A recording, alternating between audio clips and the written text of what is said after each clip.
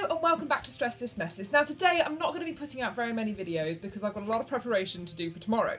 But one of the things I actually have to do for tomorrow is make Yorkshire pudding batter. And I thought I would discuss this with you because this has like revolutionised the way I make Yorkshire puddings. Basically, forget everything you've ever been told about how to make Yorkshire puddings. The whole like really searing hot oil and all the scary stuff that makes it stressful and messful. Forget all that and follow this recipe because this makes perfect Yorkshire puddings every time. Pretty much, like I've hardly ever had problems with it, so that's my claim. Anyway, so the thing that we're going to need are some eggs. So I'm going to do 4 eggs, I think.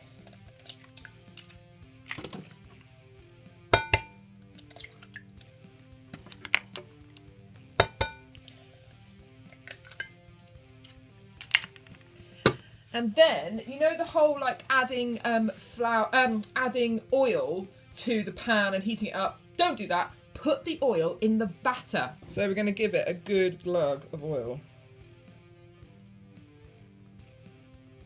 That's probably about a tablespoon, maybe 2. Also going to season it as well.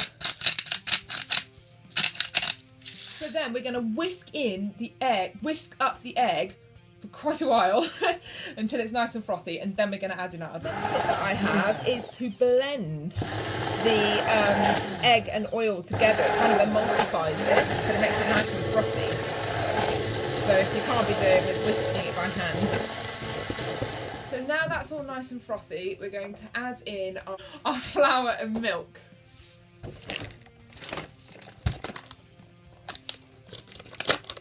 Again, I kind of just eyeball this, but it's probably not helpful to you.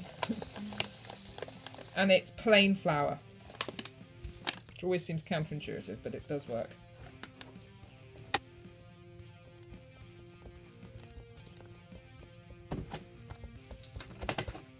Now, the next thing that's unusual about this process is that we're actually going to cover this, which is normal, and let this sit for like 24 hours basically. So I've made this at sort of just gone 10, and we're not going to be eating until sort of lunchtime tomorrow. So there we go. So that's a nice long time. So that is just going to rest now.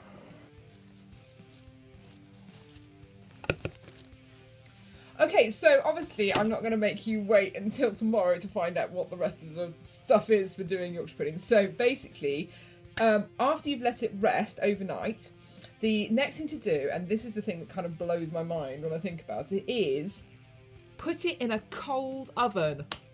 So basically, you know, normally it's like, oh, heat it up, blah, blah, blah, blah, blah. Don't do any of that. So liberally spray or like wipe your tin or tray with oil or butter or both, because then it's like not as flammable.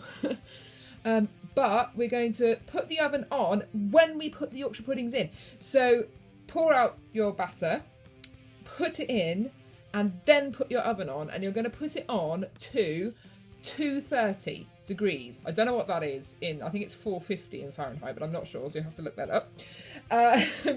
And for 30 minutes. And if you've done it right, and if everything's gone according to plan, you should have perfect Yorkshire puddings after the 30 minutes. So then when you get them out, leave them for 5 minutes, and then scrape them off, boom, boom, boom, pop them and enjoy them. So there we go. Isn't that crazy? That's so different to how I'm used to making Yorkshire puddings. And I never used to be able to make them. They always used to turn out like cake. But yeah, there we go. Who knew? Well, you do now, and so do I, so hurrah. Okay, so that hopefully will make perfect Yorkshire puddings for you. If you want to know about how to do the actual Yorkshire pudding wrap with the roast beef and things, you'll have to wait until tomorrow because that's when I'm making them. So I will be posting some videos tomorrow, even though it's Saturday. But that's because that's when I'm making that meal. So, hey, you'll just have to wait. Okay, well, see you later. Bye.